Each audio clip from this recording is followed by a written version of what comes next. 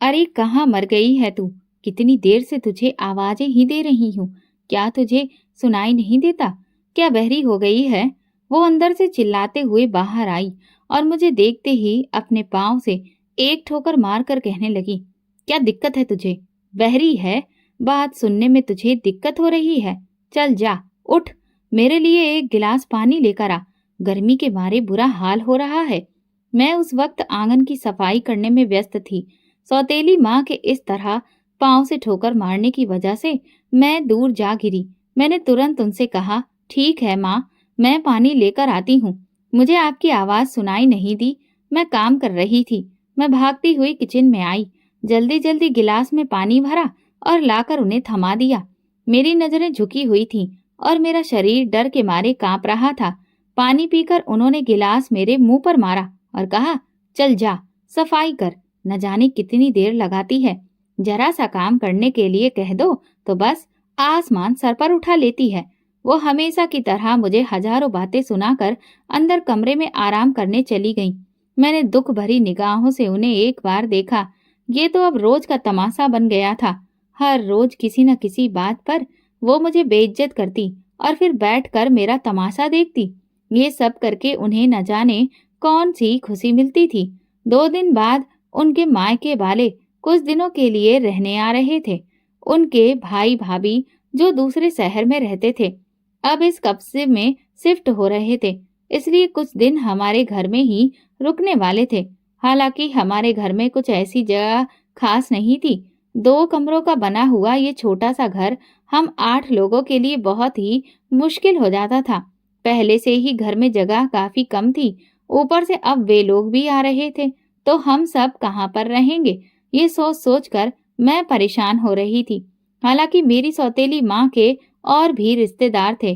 वे लोग चाहते तो वहां पर भी जा सकते थे, लेकिन वे लोग यहीं पर रहने आ रहे थे। सौतेली माँ ने मुझसे कहा था कि उनके आने से पहले पूरे घर की सफाई अच्छे से हो जानी चाहिए।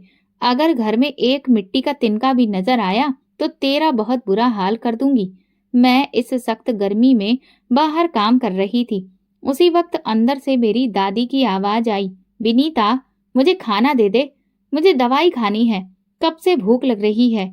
मैंने दादी को वहीं से कहा, जी ठीक है, मैं पहले सफाई कर दूं, इसके बाद खाना बना दूंगी। लेकिन वे वहीं से चिल्लाकर कहने लगी, नहीं, सफाई बाद में करना, पहले मुझे खाना बना कर दे। तेरी माँ तो कुछ भी बोलती रहती है और तू चुपचाप मुंह बंद करके उसकी बात मानती है। मैं इस घर की बड़ी हूँ और तेरी इतनी हिम्मत कि तू मेरी बात को टालेगी। दादी भी सौतेली माँ से कोई कम नहीं थी और इसी वजह से उन दोनों की आपस में बिल्कुल भी नहीं बनती थी और उन दोनों की वजह से मैं पिसती रहती थी। अभी भी जब दादी मुझे खाना बनाने को कह रही थी तो सौतेली माँ तमतमाई हुई कमरे से बाहर आई और कहने लगी, पहले तू सफाई करेगी, उसके बाद इस बुढ़िया के लिए खाना बनाएगी। मैं तो उन दोनों के बीच में बिल्कुल फंसकर रह गई थी। दादी बाहर आ गई और सौतेली माँ से कहने लगी, तूने मुझे क्या समझ रखा है? ये सिर्फ तेरा घर है क्या? क्या यहाँ तेरा ही राज चलेगा? ये मेरा भी घर है और यहाँ पर सिर्फ मेरा ही हुक्म चलता है। जा, जाकर अंदर बैठ, जा, जो मैं कहूंगी वही होगा। वे दोनों आपस में जोर जोर से बहस करने लगी।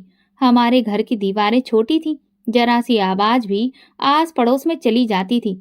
हमेशा की तरह जब दोनों ने बहस शुरू की तो आस पड़ोस की औरतें दीवारों से झांककर मुफ्त का शो देखने लगीं। मैंने बड़ी मुश्किल से दादी और सौतेली माँ को चुप करवाया और किसी न किसी तरह से उन्हें अंदर लेकर गई। ये करना मेरे लिए बहुत मुश्किल था, मेरे बस की बात नहीं थी, लेकिन इस वक्त घर पर मेरे अलावा कोई नहीं था, इसलिए उन्हें रोकना बहुत जरूरी था, वरना वे दोनों एक दूसरे को मारने पर उतर आती।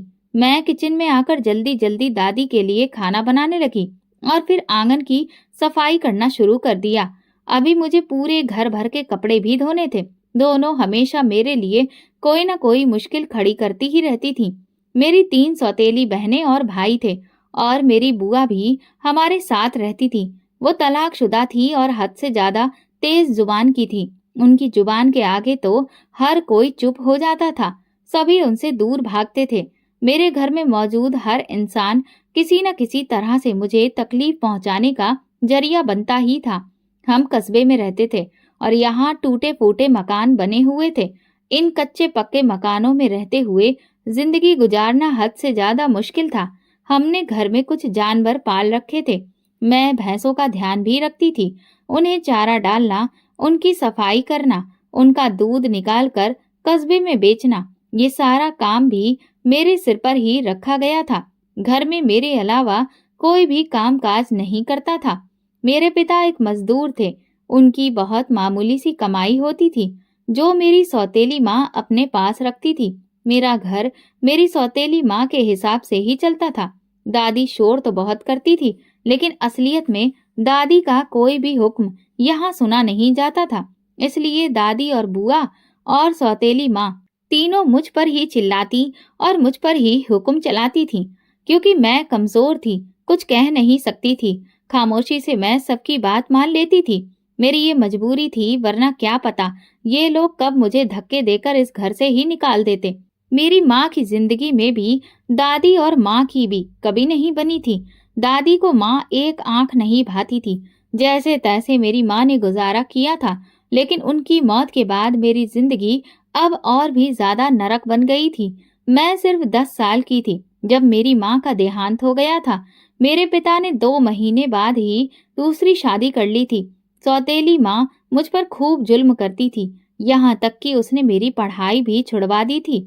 पहले भी घर के सारे काम काज मैं ही करती थी, क्योंकि बुआ और दादी पूरा दिन बैठकर चारपाई तोड़ती थी और मुझसे काम करवाती थी। अब तो मेरे पिता के साथ सौतेली माँ भी मिल गई थी। सब लोग मिलकर मुझे खूब बेइज्जत करते थे और तकलीफें देते थे। मैं जो पहले आंगन में बिस्तर डालकर सोती थी, अब सौतेली माँ ने मेरा बिस्तर जानवरों के बाड़े में डलवा दिया था और मुझसे कहा था कि अब से तू वहीं पर सोया करेगी। मैंने बहुत रोई थी और बहुत सारी मिन्नतें की, लेकिन उन्होंने मेरी कोई बात नहीं सुनी। दादी और बुआ तो वैसे भी कमरे में मुझे सोने नहीं देती थी। वहां पर मेरे सौतेले भाई बहनों ने सोना शुरू कर दिया था। इस घर के किसी भी कोने में मेरे लिए कोई भी जगह नहीं थी। हालांकि घर के सारे काम काज मैं ही करती थी, इसके बावजूद किसी के भी दिल में मेरे लिए जरा सा भी एहसास नहीं था। मेरे सौतेले भाई बहन जब स्कूल जाते तो उन्हें देखकर मुझे बहुत रोना आता था। मैं भी तो स्कूल जाना चाहती थी। क्या मेरी ये उम्र थी कि घर में बैठकर मैं ये सारे काम करती? मेरा भी तो पढ़ाई करने का अधिकार था, लेकिन मुझे मेरा बस्ता और किताबें छीन ली गई थी। मुझे पढ़ने का इतना ज्यादा शौक था कि जब भी वे लोग पढ़ते थे तो मैं हसरत भरी निगाहों से उनकी तरफ देखकर चुप रह जाती थी। कितने खुशकिस्मत थे वो सब, और एक मैं थी जिसे यहाँ पर खाने को भी कुछ नहीं मिलता था। पूरा दिन जानवरों की तरह सबके लिए काम करती, खाना बनाती, घर की सफाई वगैरह करती। इसके बाद भी मेरे हिस्से में सिर्फ बची हुई सूखी रोटियां ही आती थीं। कभी अगर मैं अपने पिता से शिकायत करने के बारे में सोचती भी तो उनका गुस्सा देखकर मेरी जुबान अपने आप ही बंद हो जाती थी, क्योंकि वे भी अपने आगे किसी को कुछ नहीं समझते थे, सिर्फ सौतेली माँ की ही बात मानते थे। दादी और बुआ भी मेरे बारे में नहीं सोचती थी, किसी को भी मेरी कोई परवाह नहीं थी। अभी मैं दादी को खाना बनाकर दे चुकी थी, इसके बाद मुझे सबके लिए खाना बनाकर तैयार करना था। जब भी घर में कुछ खत्म होता तो मुझ पर इल्जाम लगाया जाता कि मैं उसे बर्बाद कर देती हूँ। फिर सौतेली माँ ये इल्जाम लगाकर मुझे खूब मारती पीटती और कहती, रोज रोज राशन नहीं लाया जा सकता। तेरे बाप की कोई फैक्ट्री नहीं चल रही है जो तू सब कुछ इतनी जल्दी खत्म कर देती है। हालांकि ऐसा नहीं था। मैं तो कोई भी चीज बर्बाद नहीं करती थी, हर चीज बहुत ही संभाल कर इस्तेमाल करती थी। लेकिन घर में इतने ज्यादा खाने वाले लोग थे तो जाहिर सी बात थी कि खर्चा तो होना ही था। इसमें भला मेरा क्या कसूर था? लेकिन कसूरवार तो आखिर में मुझे ही ठहराया जाता था। 2 दिन पहले की ही बात है। सौतेली माँ ने मुझसे कहा कि चाय बना दो, उनके सिर में दर्द हो रहा है। मैं किचन में गई तो देखा कि चीनी खत्म हो गई थी। हालांकि थोड़ी देर पहले ही मैंने वहां पर चीनी रखी देखी थी। जब जाकर मैंने उनसे इस बारे में बात की तो उन्होंने मुझे जोरदार लात मारी और कहा, दफा हो जा यहाँ से। हर वक्त बस यही बोलती रहती है कि ये नहीं है, वो नहीं है। तेरे मुंह से सिर्फ यही शब्द निकलते हैं। कहाँ गई चीनी, बता मुझे। वो मुझे बालों से पकड़कर घसीटती हुई आंगन में ले आई और मैं रोती जा रही थी। मेरे बाल छोड़ दो, मुझे बहुत दर्द हो रहा है। लेकिन वे मुझे घसीट रही थी। अंदर से दादी आवाज सुनकर बाहर आई और बोली, दोबारा तमाशा लगा दिया है क्या? अब क्या हो गया है? सोने नहीं देगी चैन से? सौतेली माँ ने कहा, अरे कैसे सोने दूं? यहाँ तो चोर भरे पड़े हैं। परसों ही तो चीनी लेकर आए थे और अब वो भी खत्म हो गई। किसने दी चीनी? मैं जानती थी कि ये किसका काम है। मेरी सौतेली बहन जो मुझसे हद से ज्यादा नफरत करती थी, अक्सर चीजें छुपा देती थी जिससे मुझ पर चोरी का इल्जाम लग जाता था। फिर सौतेली माँ ने मुझे आंगन में इतना बुरी तरह से मारा कि कई घंटे तक तो मैं उठ ही नहीं पाई। लेकिन फिर भी उठकर घर के काम काज तो मुझे ही करने थे। अभी तक मेरे जख्मों में बहुत दर्द था, लेकिन इस हालत में भी मुझसे घर के काम करवाए जा रहे थे। अगर कभी मुझे बुखार चढ़ जाता तो चाहे मैं जितना भी तड़पती रहती, एक गोली तक मुझे नहीं दी जाती थी। डॉक्टर को दिखाना तो दूर की बात थी, बल्कि अगर मैं अपना दर्द किसी से कह भी देती तो उसे ड्रामा या बहाना बना दिया जाता था। हर गुजरते दिन के साथ मेरे अंदर जीने की उम्मीद खत्म होती जा रही थी। लेकिन इन हालातों में भी मैं भगवान का धन्यवाद करने की कोशिश करती थी। मैं हमेशा सुबह शाम पूजा करती थी। मेरी माँ ने मुझे सिखाया था कि सुबह शाम भगवान से प्रार्थना किया करो, उनसे मदद मांगा करो, और मैं वही सब कर रही थी। रोते हुए भगवान से भीख मांगती थी कि मुझे इन जालिमों से किसी भी तरह से मुक्ति दिला दे, उनके दिल में मेरे लिए रहम भर दे।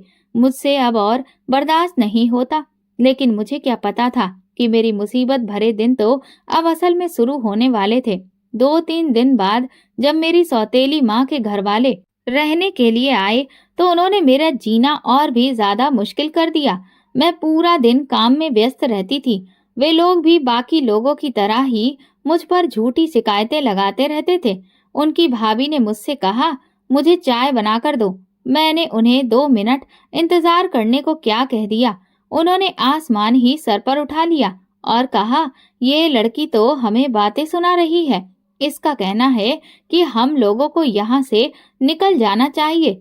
हालांकि मैंने ऐसी कोई बात नहीं कही थी, मगर जब सौतेली माँ ने ये सुना तो उन्होंने मुझे सबके सामने आंगन में बिठाकर खूब मारा। मेरे पिता एक तरफ बैठकर तमाशा देख रहे थे। उन्होंने एक शब्द भी नहीं कहा। मैं लगातार रो रही थी। अभी तो पहले वाले जख्म भी ठीक नहीं हुए थे और अब उनमें और भी ज्यादा दर्द होने लगा था।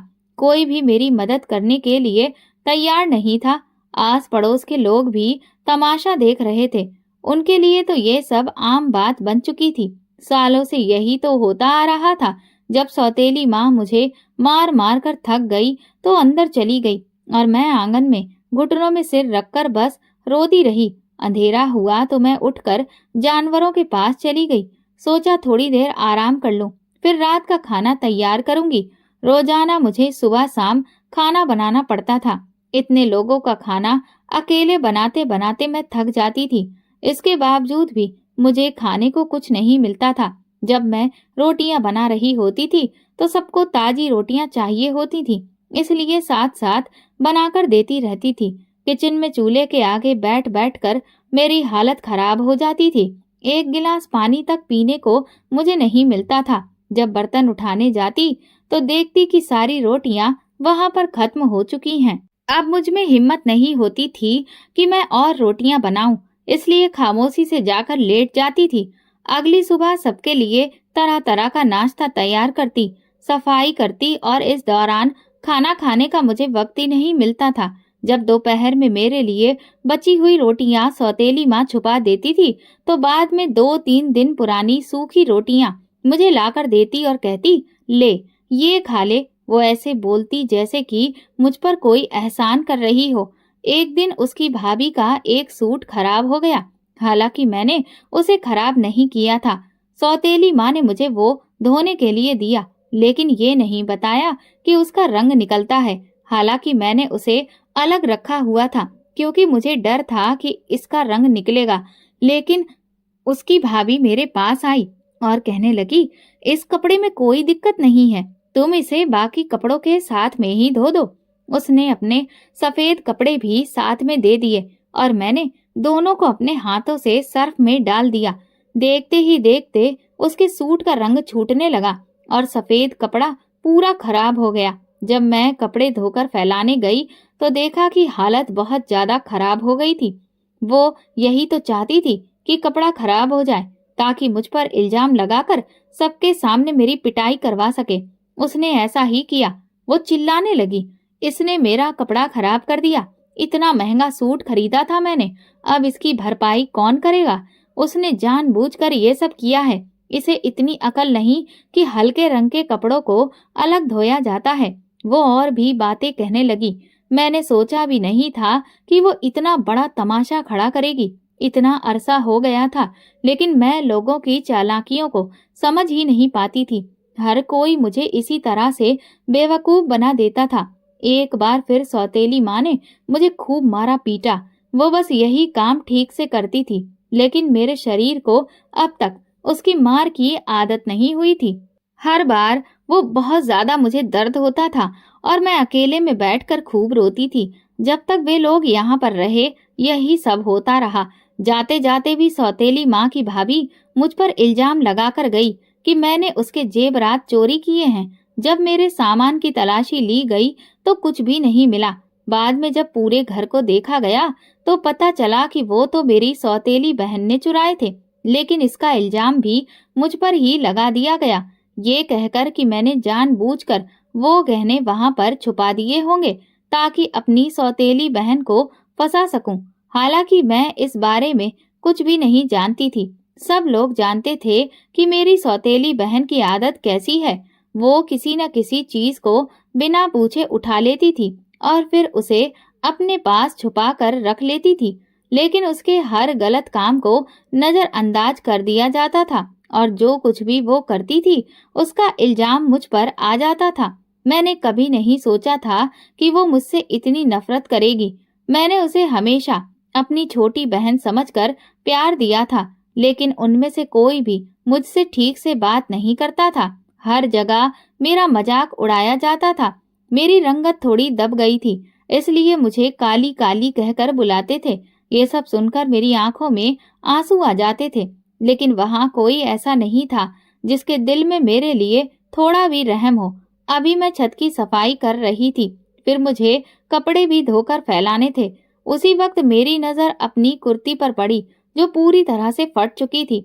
मेरे पास तो सिर्फ 2 जोड़ी सूट थे, वो भी फटे पुराने। अब मैं कपड़े कहाँ से लाऊंगी? इन कपड़ों को कब तक चला सकती थी? न जाने आखिरी बार कब मैंने नए कपड़े खरीदे थे। यही 2 सूट मैं कई सालों से चला रही थी। जब ये फटते तो उन्हें सिलकर किसी तरह पहन लेती थी, लेकिन अब इन्हें और ज्यादा सिलना मुमकिन नहीं था। अब मैं क्या पहनूंगी? किसी तरह अपने दुपट्टे से खुद को ढक लिया ताकि फटे हुए कपड़े मेरे नजर न आए, लेकिन आखिर कब तक मैं उन्हें छुपा सकती थी? अब तो मेरा शरीर भी झलकने लगा था। जब मेरी सौतेली माँ ने देखा तो वो कहने लगी, तूने जानबूझकर ऐसा किया है। यही चाहती है तू कि लोग तुझे देखें। अब मेरे पास कोई और तरीका नहीं बचा था। लोगों की हमदर्दी हासिल करने का क्या यही तरीका था? फिर उसने मुझे फटे पुराने कपड़े दे दिए। पता नहीं उसमें अचानक इतनी रहमदिली कहाँ से आ गई थी। हालांकि मुझे कपड़े मिल गए थे, यही काफी था। इसके बदले चाहे जितनी भी बातें मुझे सुननी पड़ती, मुझे कोई परवाह नहीं थी। उन्हीं दिनों हमारे मोहल्ले में एक शादी हो रही थी। वैसे तो मुझे किसी भी अच्छे मौके पर साथ ले जाने की जहमत कोई नहीं उठाता था, लेकिन ये शादी मोहल्ले में ही हो रही थी। मैं जानती थी कि यहाँ जाने की इजाजत मुझे नहीं मिलेगी। जिस दिन शादी थी सब तैयार होकर चले गए। हमारे घर में जब भी कोई शादी होती थी, खाने पीने को लेकर कोई न कोई हंगामा जरूर होता था। मेरी सौतेली माँ तो बाकायदा घर से थैलियां लेकर जाती थी और वहां छिपकर खाना उन थैलियों में भरकर घर ले आती थी। मुझे उसकी ये हरकतें बिल्कुल पसंद नहीं थी, लेकिन मैं क्या कह सकती थी? बस खामोश रह जाती थी। लेकिन इस बार जब शादी में जाने की बात आई तो दादी ने मुझसे कहा, तू भी तैयार हो जा। हर वक्त घर में बैठी रहती है, घर से निकलेगी नहीं तो तेरी शादी कैसे होगी? लोग तुझे देखेंगे तभी तो कोई तुझे पसंद करेगा। दादी की बात सही थी। मैंने तो अब तक अपनी जिंदगी में शादी के बारे में सोचा ही नहीं था। जब मेरी सौतेली माँ ने ये सुना तो कहने लगी, इससे कौन शादी करेगा? ना तो इसमें कोई गुण है और ना ही इसकी शकल अच्छी है। हालांकि दादी मुझे अपने साथ लेकर गई। मैं वही फटे पुराने कपड़े पहने हुए थी। जब वहां पहुंची तो मुझे बहुत ज्यादा सबसे कमतर महसूस होने लगा, क्योंकि वहां पर सबने बहुत अच्छे कपड़े पहने हुए थे सिवाय मेरे। सब लोग मुझे अजीब अजीब नजरों से देख रहे थे। ऐसा लग रहा था जैसे वे लोग मेरा मजाक उड़ा रहे हों। मैंने दादी से कहा कि मैं घर वापस चली जाती हूँ, लेकिन उन्होंने जबरदस्ती मुझे वहीं पर बैठा लिया। मुझे तो वहां ठीक से खाना भी नहीं खाया गया। रात को जब हम लोग घर वापस आए तो सौतेली माँ ने दादी से कहा, इस मनूस को वहां क्यों साथ ले गई थी? सब लोग हमारा मजाक उड़ा रहे थे। इसके कपड़े इस काबिल नहीं थे कि ये वहां जाती और जैसे भूखों की तरह वहां पर ये खाना खा रही थी, जैसे इसे कभी खाना दिया ही नहीं गया हो। हमारी नाक कटवा दी है इसने। दादी बोली, वैसे कौन सी तेरी मोहल्ले में इज्जत है जो तू इस तरह की बातें कर रही है? जाकर चुपचाप सो जा। मैं तो इसलिए इसे लेकर गई थी कि कब तक इसे घर में ऐसे बिठाए रखेंगे। ये हमारे सीने पर मूंग दलती रहेगी। कहीं इसका रिश्ता करके इसे भी यहाँ से चलता देते हैं। लेकिन तू इस काम में अड़ंगा डालने की कोशिश कर रही है, क्योंकि तुझे तो मुफ्त की नौकरानी जो मिल गई है। अगर ये चली गई तो घर का सारा काम तुझे करना पड़ेगा। यही सोच रही है ना? दादी और सौतेली माँ ने एक बार फिर से बहस शुरू कर दी थी। उनकी लड़ाई काफी देर तक चलती रही और जब दोनों लड़ झगड़ कर थक गईं तो मुझे देखकर कहने लगी, हमेशा तेरी वजह से ही झगड़ा होता है। किसी मनहूस की तरह है तू। हम लोगों के झगड़े करवाती रहती है। मैं बस चुपचाप खड़ी रह गई। अपनी मर्जी से वो लोग लड़ाई करती हैं और फिर मुझ पर इल्जाम लगा देती हैं कि मेरी वजह से झगड़ा हुआ। मेरी सौतेली बहन जो खूब सारा मेकअप करके शादी में गई थी, अपने कमरे में लेटी हुई उन दोनों की लड़ाई सुन रही थी। जब दादी अंदर चली गई तो वो बाहर आई और अपनी माँ से कहने लगी, माँ चलो अंदर चलकर लेट जाओ, परेशान मत हो। ये और दादी तो बस सपने ही देखते रह जाएंगे। इस काली से तो कस्बे का कोई भी लड़का शादी नहीं करेगा। आप फिक्र मत करो, ये यहीं कुंवारी बैठी रहेगी। उसके ऐसा कहने पर मेरी आंखों में आंसू आ गए। वो हमेशा मेरा दिल तोड़ देती थी। हमेशा इसी तरह की बातें करती थी कि मैं कई दिनों तक अंदर ही अंदर सुलगती रहती थी। वो अपनी जुबान से मुझे तीर मारने में कभी भी बाज नहीं आती थी। किसी न किसी बात को लेकर वो मेरी बेइज्जती करती रहती थी। उसकी बहुत सी सहेलियां थीं। वो बाहर घूमने भी जाती थी, लेकिन मुझे कहीं जाने की इजाजत नहीं थी, ना ही किसी से दोस्ती करने की। मेरी जिंदगी तो बस घर के कामों और घर के लोगों के हाथों बेइज्जत होने में ही बीत रही थी।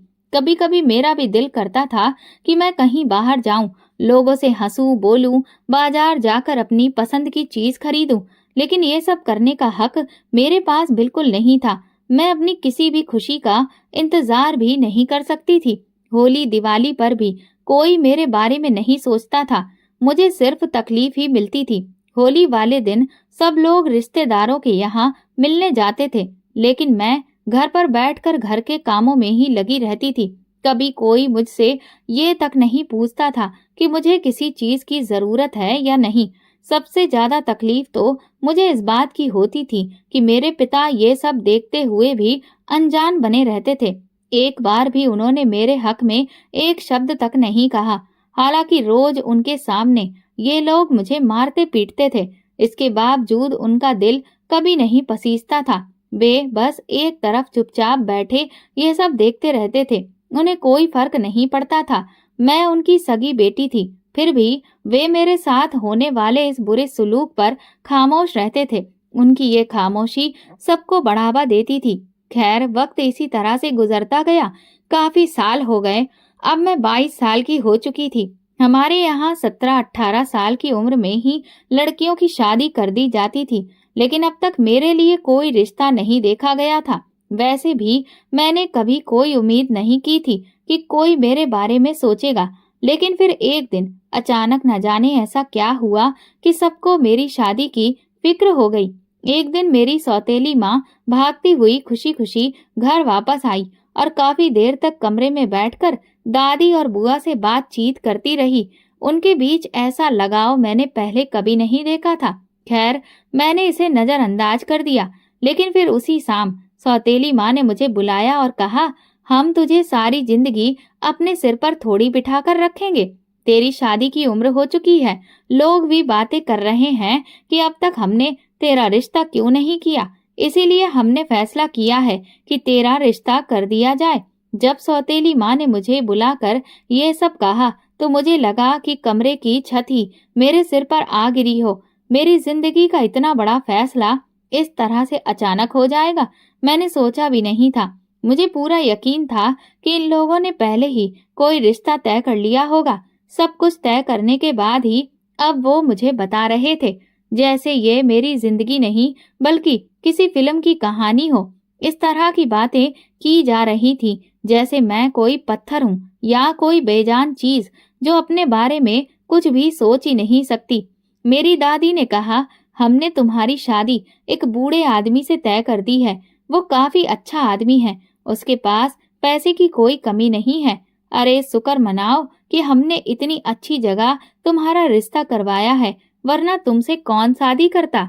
ये सब इन लोगों ने मिलकर किया है। दादी ने कहा, हमने तुम्हारी शादी एक बूढ़े से भले ही तय की है, लेकिन वो पैसे वाला तो है। मैं चुपचाप उनकी बातें सुनकर जाकर जानवरों के पास बैठ गई। मैं बिल्कुल सुन्न हो चुकी थी। मुझे कुछ समझ में नहीं आ रहा था। ये सब इतनी अचानक से हुआ था कि मेरे होशो हवास ने काम करना बंद कर दिया था। मैं नहीं जानती थी कि वो बूढ़ा मेरे साथ क्या करेगा। क्या उसके साथ शादी करना ठीक है या नहीं। वैसे भी यहाँ किसी ने कौन सा मुझसे कोई राय मांगी थी या मुझसे पूछा था। मेरा कुछ कहना भी अब बेकार था। लेकिन मुझे बहुत ज्यादा डर भी लग रहा था। मैंने लोगों से सुन रखा था कि बड़ी उम्र के लोगों से अगर शादी करो तो वे बहुत बुरी तरह से पेश आते हैं, और उस बूढ़े आदमी को तो मैं बिल्कुल भी नहीं जानती थी। अगर उसने मुझ पर शक किया और वैसे ही पेश आया जैसे यहाँ सब लोग मुझसे पेश आते हैं, तो मेरी जिंदगी तो बर्बाद होकर रह जाएगी। मैंने सोचा कि एक बार अपनी सौतेली माँ से इस बारे में बात करती हूँ कि वो मेरी यहाँ शादी ना करवाएं। हो सकता है उनके दिल में मेरे लिए थोड़ा सा रहम आ जाए और वे मेरी बात मान जाएं। एक बार कोशिश करने में कोई बुराई नहीं है। यही सोचकर मैं अगले दिन हिम्मत करके उनसे बात करने गई। मैंने कहा, मुझे आपसे एक बहुत ही जरूरी बात करनी है। वो गुस्से में बैठी हुई थी। मुझे डर भी लग रहा था, लेकिन मुझे बात तो करनी ही थी। जब मैंने कहा कि मैं ये शादी नहीं करना चाहती हूँ, आप इस शादी से इनकार कर दें, तो वो गुस्से से उठी और मुझे इतनी जोर से थप्पड़ मारा कि मैं आंगन में जाकर मुंह के बल गिर गई। उन्होंने कहा, तेरी इतनी हिम्मत कि तू मेरी बात को मानने से इनकार करे।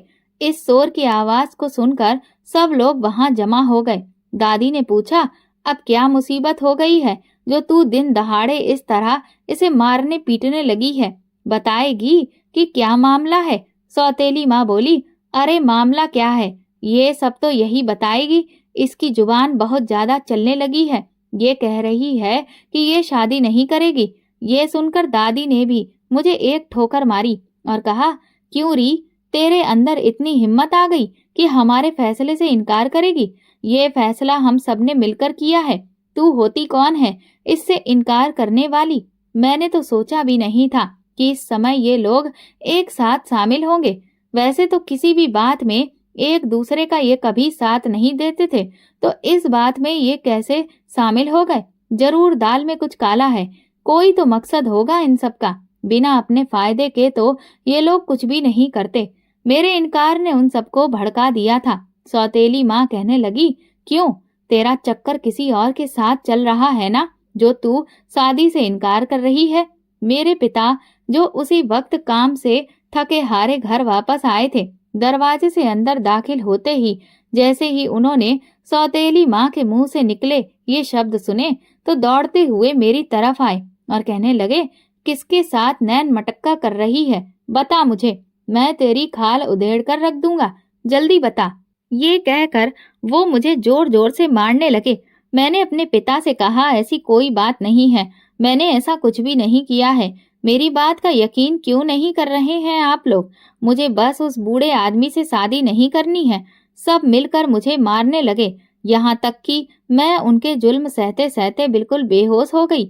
मेरे एक इनकार ने उन सबको इतना ज़्यादा पागल कर दिया था और इतना गुस्सा दिला दिया था कि इसके पीछे ज़रूर कोई बड़ी बात होगी। सब परेशान नज़र आ रहे थे। वैसे भी उन्हें कौन-सा मेरी भलाई की फ़िक्र थी, लेकिन अब मुझे वो वजह जाननी थी जिससे वे मेरी शादी उस बूढ़े आदमी से करवाने के लिए इतनी जी तोड़ कोशिश कर रहे थे। आखिर ऐसी क्या वजह थी? और फिर 2-3 दिन के बाद मुझ पर ये राज भी खुल गया कि वे लोग इस शादी के लिए इतनी कोशिश क्यों कर रहे थे। दरअसल उस बूढ़े के नाम पर कुछ जमीन थी और उसका कोई वारिस नहीं था। जब सौतेली माँ को उस बूढ़े के बारे में पता चला तो वो उसके पास गई और उससे कहा, अगर तुम ये जमीन हमारे नाम पर कर दो तो हम अपनी जवान लड़की की शादी तुम्हारे साथ कर देंगे। वो बूढ़ा ये सुनकर काफी ज्यादा खुश हो गया। वैसे भी इस बुढ़ापे में उसे उस जमीन का करना ही क्या था, इसीलिए उसने हामी भर दी। मैं चाहे जैसे भी हाल में रहूं, इससे किसी को क्या लेना देना। इससे ज्यादा मुझे कुछ भी पता नहीं चल सका था। बाहर शादी की तैयारियां कर ली गई थीं और अगले हफ्ते ही मेरी शादी का दिन तय कर दिया गया। मुझे कुछ भी समझ में नहीं आ रहा था। मैं अभी शादी के हक में नहीं थी, लेकिन यहाँ मेरी बात को कौन सी अहमियत दी जा रही थी, इसीलिए जबरदस्ती ही सही मुझे दुल्हन बनाकर बिठा दिया गया। वो बूढ़ा कुछ लोगों के साथ आया और मेरी शादी उससे कर दी गई। मुझे बहुत डर लग रहा था। उसी दिन मेरी विदाई कर दी गई। वो मुझे साथ लेकर दूर दराज एक झोपड़ी में आ गया। मैं हैरान रह गई कि इतनी ज्यादा जमीन का मालिक इस मामूली सी झोपड़ी में रहता है। जब मैं विदा होकर आई तो मेरे साथ घर से कोई भी नहीं आया था। उन लोगों ने ये कहकर मुझे विदा किया कि अब दोबारा पलटकर कभी भी इस घर में कदम मत रखना, हम तुम्हारी शक्ल भी नहीं देखना चाहते हैं। वो बहुत खुश थे कि उन्हें अब जमीन मिल गई थी। मुझे कुछ भी समझ में नहीं आ रहा था कि ये क्या हो रहा है, मुझे किसके हाथों में सौंप दिया गया है। इस बात से मैं पूरी तरह से अनजान थी। मैं, जिसने बाहर की दुनिया कभी नहीं देखी थी, ये नहीं जानती थी कि बाहर किस तरह के लोग होते हैं। अब यहाँ आकर मैं परेशान हो रही थी। उस बूढ़े ने मुझसे कहा, तुम यहाँ रुको, मैं कुछ देर में आता हूँ, यहाँ से हिलना मत। वो बहुत गुस्से में बात कर रहा था। हालांकि अभी तो हमारी शादी हुई थी, लेकिन मैं समझ गई थी कि ये भी मेरी सौतेली माँ और दादी की तरह मुझ पर जुल्म करेगा। मैं बहुत डर गई। जैसे ही वो झोपड़ी से निकला, मैं तुरंत भगवान से प्रार्थना करने के लिए खड़ी हो गई और रो रो कर दुआ करने लगी। हे भगवान, मुझे इस आदमी से बचा लो। या तो मुझे यहाँ से सही सलामत बाहर निकाल दो या फिर मुझे मौत दे दो। मैं हाथ जोड़कर लगातार रोए जा रही थी। इतने सालों से अपने घर वालों के जुल्म सहकर अब मुझ में और हिम्मत नहीं बची थी कि मैं और किसी के जुल्म सह सकूं। प्रार्थना करते करते और रोते रोते मैं वहीं पर सो गई। मेरी जिंदगी मुझे किसी ऐसे मोड़ पर ले आई थी जहां से आगे क्या होगा इसका मुझे कोई अंदाजा नहीं था। मुझे सोए हुए काफी देर हो गई थी। जब मेरी आंख खुली तो मैंने देखा कि चारों तरफ गहरा अंधेरा था। मुझे कुछ भी ठीक से नजर नहीं आ रहा था। मैंने जोर जोर से चिल्लाना शुरू कर दिया, क्या कोई है? मेरी आवाज सुनाई दे रही है या नहीं? मैं लगातार चिल्लाए जा रही थी। उसी वक्त दरवाजा खुलने की आवाज आई। मुझे हैरत हुई क्योंकि मैं तो किसी झोपड़ी में सोई थी, वहां तो कोई दरवाजा नहीं था। फिर ये कौन सी जगह थी? मेरा हाथ किसी सख्त चीज से टकराया। अंधेरे में महसूस हुआ कि ये एक दीवार है। मैं दोबारा से चिल्लाई, ये कौन सी जगह है? तुम कौन हो? मुझे कहाँ लेकर आए हो? लेकिन जो कोई भी वहां पर था वो कोई जवाब नहीं दे रहा था। अंधेरे में बस मुझे एक साया सा नजर आ रहा था। थोड़ी देर के बाद वो मेरे करीब आकर बैठा और उसने बल्ब जलाया। अचानक रोशनी होने से मेरी आंखें चौंधिया गई। जब मैंने देखा तो वो एक नौजवान था। मैं बुरी तरह घबरा गई। उसने कहा, डरने की कोई बात नहीं है, मैं तुम्हें कोई नुकसान नहीं पहुंचाऊंगा, बल्कि तुम्हें गलत हाथों से बचाकर लाया हूँ। दरअसल जिस बूढ़े से तुम्हारी शादी हुई थी वो लड़कियों का धंधा करता है। उसने शादी का नाटक किया था ताकि वो तुम्हें आगे बेच सके। मैं हैरान रह गई। उसने आगे कहा, शायद तुम मुझे नहीं पहचानती, लेकिन मैं तुम्हें बहुत अच्छे से जानता हूँ। जब तुम बहुत छोटी थी तभी से तुम्हें मैं जानता हूँ। दरअसल मैं तुम्हारी माँ की सहेली का बेटा हूँ। जब तुम्हारी माँ का देहांत हुआ तो तुम्हारे पिता ने हमसे रिश्ता तोड़ दिया। यहाँ तक कि उन्होंने तुम्हें तुम्हारे ननिहाल के रिश्तेदारों से भी नहीं मिलने दिया। मैं और मेरी माँ हमेशा इसी चिंता में रहते थे कि तुम ठीक हो या नहीं। हमें इधर उधर से तुम्हारी खबर मिलती थी कि तुम्हारी सौतेली माँ और घरवाले तुम पर बहुत जुल्म करते हैं। जैसे जैसे मैं बड़ा होता गया, मेरी माँ ने मुझसे वादा लिया कि मैं हमेशा तुम्हारा ध्यान रखूंगा। अब वो नहीं रही, लेकिन मैंने उनसे किया हुआ वादा कभी नहीं भूला। जब मुझे पता चला कि तुम्हारी शादी एक बूढ़े आदमी से की जा रही है जो लड़कियों का सौदा करता है, तो मैं तुरंत अपने कुछ दोस्तों के पास गया और तुम्हें वहां से बचा लाया। उसकी बात सुनकर मैं हैरान रह गई। मैंने कभी सोचा भी नहीं था कि मेरा कोई अपना इस तरह से मुझे बचाएगा। भगवान ने मुझ पर बहुत बड़ा एहसान किया था। मुझे याद आया कि बचपन में मैं उससे कई बार मिली थी। मेरी माँ अक्सर अपनी सहेली के घर जाती थी, लेकिन उनके देहांत के बाद हमारा संपर्क पूरी तरह से खत्म हो गया था। उसने मुझसे कहा, तुम्हें घबराने की कोई जरूरत नहीं है। तुम कोई कमजोर लड़की नहीं हो। जितना मैं समझ सका हूँ, तुम्हारे घर वाले बस पैसों के पुजारी हैं। देखो, मेरी माँ ने एक छोटा सा कारोबार शुरू किया था जिसमें तुम्हारी माँ ने भी कुछ पैसा लगाया था। ये बात किसी को भी नहीं पता थी। तुम्हारी माँ के देहांत से पहले वो ये बात किसी को बता पाती, उससे पहले ही वो इस दुनिया से चली गई। हमने इस बात को किसी को नहीं बताया क्योंकि हमें भी पता था कि तुम्हारे घरवाले बहुत लालची हैं। अगर उन्हें इस बारे में पता चल जाता तो वे जबरदस्ती इस कारोबार का कुछ हिस्सा अपने नाम करवा लेते और तुम्हें कुछ भी नहीं मिलता, जबकि असल में इस कारोबार में तुम्हारा भी हिस्सा है। अब तुम थोड़ी हिम्मत करो और मेरे साथ घर चलो। जब मैं सबके सामने असलियत रखूंगा तो देखना कैसे उनके चेहरों के रंग उड़ जाएंगे और उनका व्यवहार तुम्हारे प्रति बदल जाएगा। जिंदगी में पहली बार किसी ने मुझे उम्मीद दी थी, इसलिए मैंने उसकी बात पर यकीन किया और उसके साथ घर वापस आ गई। जैसे ही सौतेली माँ ने मुझे देखा, वो कहने लगी, हमने तुझे मना किया था ना, यहाँ मत आना। फिर तेरे अंदर इतनी हिम्मत कैसे हुई? मेरे दोस्त ने उन्हें सब कुछ बता दिया और उस बूढ़े को पुलिस के हाथों पकड़वा भी दिया। मेरा उससे तलाक हो गया। जब मेरे घर वालों को पता चला कि मैं अब इतने बड़े कारोबार की अकेली मालकिन बन गई हूँ, तो जैसा मेरे दोस्त ने कहा था वैसा ही हुआ। उनके चेहरे के रंग बदल गए और उनका व्यवहार भी। लेकिन अब मैं उनका असली चेहरा देख चुकी थी, इसलिए मैंने उन सबको छोड़ दिया और अपनी माँ की सहेली के घर आ गई। अब वो भी इस दुनिया में नहीं थी, लेकिन उनका बेटा और उनके पति वहां थे। उनके साथ मेरा समय बहुत अच्छा बीतने लगा। कुछ समय के बाद मेरे दोस्त के पिता ने मेरी शादी अपने बेटे से करवा दी। अब मैं अपनी माँ की सहेली के बेटे के साथ बहुत खुशहाल और अच्छी जिंदगी जी रही हूँ। दोस्तों, अगर आपको हमारी कहानी पसंद आई हो तो कमेंट करके जरूर बताइए। वीडियो को लाइक करें और ज्यादा से ज्यादा शेयर करें। अगर आप चैनल पर नए हैं तो सब्सक्राइब जरूर करें और नोटिफिकेशन बेल को दबाएं ताकि अगली अपडेट सबसे पहले आपको मिले। धन्यवाद।